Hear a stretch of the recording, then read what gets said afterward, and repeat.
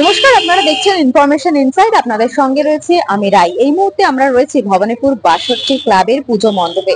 এবছরে তাদের থিম বদ্রীনাথ। আমরা যেটা জানতে পেরেছি যে তাদের কিন্তু এই পুজোটি মহিলারা করে থাকেন। আসুন ভেতরে নিয়ে যাব। পাশাপাশি আরেকটা যেটা আপনাদের বলা, সেটা হচ্ছে এখানকার যে প্রতিমা, সেটা কিন্তু কৃষ্ণনগর থেকে আনা হয়। আপনাদের প্রতিমাটিও দেখাবো, সাথে আমার সঙ্গে আসুন, ভিতরে প্রবেশ করা যাক মণ্ডপের।